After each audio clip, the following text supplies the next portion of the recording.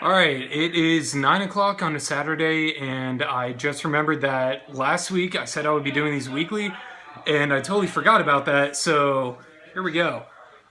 Today, like I said last week in the video, I would be showing off the sword and sheath combo. So I'll start off with the sword. Basically, I'm going to work from the tip down, just showing you all my techniques. So for the blade itself, I just use some plywood. And as you can see, it does have that edge like a normal sword would have. You can see where it ends down there. I just achieved that effect by getting a belt sander, turning it upside down, and kind of like running each side of the blade over it. The only problem with that is that it still leaves the wood grain look on it. So to fix that and give it a more smooth, cohesive look, I actually got some Bondo body filler, which you can just Google that. It's mainly used for cars, but what it does is it basically goes on like toothpaste, but it hardens like really, really well. So you can actually sand it down and make it look very, very smooth when you're finished.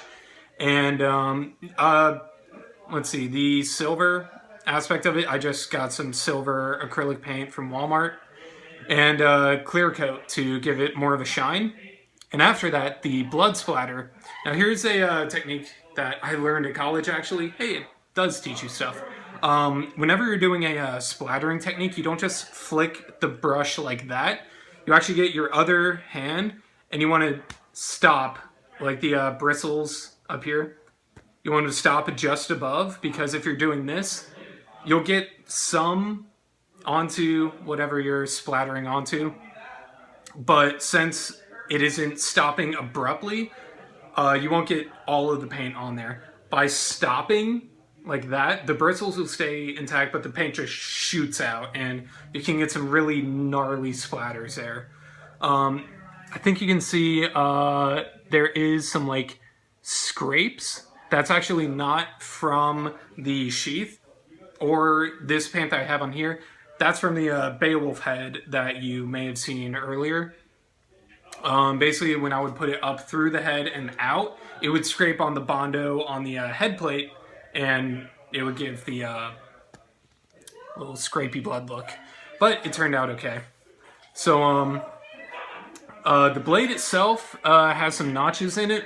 Honestly, since it was just wooden Bondo, I could get a X-Acto knife and just kind of press really hard at like a 45 or 30 degree angle, depending on how big I wanted the gouge to be. And moving further down, this is where it starts to get complicated. Also, sorry about the ambient noise. My roommates are all getting really drunk, and I'm probably going to join them in a little bit.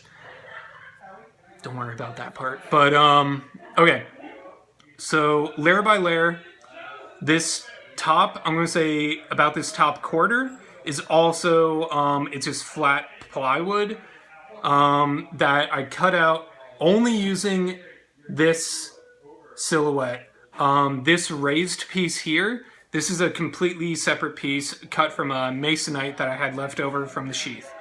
It's also on the back. So basically, these two, it's two plates shaped like the handle. And so I kind of sandwiched it in between the blade and filled in the middle with that same Bondo body filler. And again, since it's really easy to sand down, I could get the shape that I wanted that was outlined with the two plates. And here, that's just a continuation of the plate. And the blade itself goes into this dowel. You might be able to see where it kind of flattens off up there, because this whole blade stops right here, gets half as long, and then goes down to about here. Now, this dowel here, this is not a separate separate piece. This is actually a very thin strip of leather I just wrapped around and then colored gold along with the end of the pommel. So even though this looks like a separate piece, it's actually just colored differently than the handle here and the pommel here. So yeah, I cut a slit about 1/4 of an inch thick in the middle of the handle, so that the thin part of the blade that you can't see anymore slides directly in there, And then I pre-drilled some holes, screwed it down, and then with my metal cutting bit on my Dremel, I shaved down the screws so that you can't see them anymore and they won't come out. And then, of course, there would be a small gap where you could see the wood blade and then handle again. So handle, wood, handle. Again, just filled it with some Bondo. Also around there, so it all looked like one solid piece. And yeah, that's pretty much it. Let's see. As far as paint goes, this handle, the wrapping that you see on it, I actually did one coat of this blue here. No, I did, sorry. First coat was this blue that makes up the wrapping.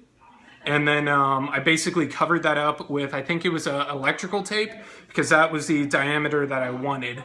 And then once that was taped up, I then went over with the darker blue, and then once it had dried, I took off the tape so that it would give that nice two-tone look. And then the edges, since they were a little kind of cruddy, I just went over with a Sharpie to make it more defined, and like the belt in the previous video, give it more of a cartoonish feel. You can see I also lined the edges with a Sharpie. That's just to give it a little more immersiveness. Actually, you can see on the pommel, where is it? Right, yeah, right there. I spray painted the whole thing first in a silver. So in case, like this gold, for some reason the acrylic really wants to come off for some reason. But when it does, it has that silver spray paint to fall back on. So you're not seeing the wood, you're seeing the silver base coat. I'm trying to think if there's anything else about it. Let's see. I'm just kind of looking at it. I really hope I explained this part and like the this like blade.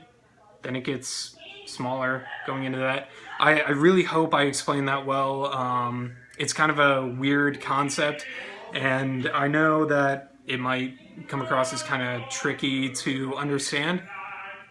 But I just realized that this video is going 7, close to 8 minutes long. So I think I'll wrap it up here, and I'll tell you about the sheath next week, because I used a lot of different techniques for that I can also go into detail more. And yeah, so sheath next week, and a little teaser next. Ooh, sorry, this was supposed to be the teaser for next week. The gloves, the forearm orange things, and then the elbow pads. That's all basically the same piece, so that's going to be in 2 weeks. I think someone just won at Flip Cup. So yeah, I think that's the end of the video. Thank you for watching, and yeah, Team Juniper.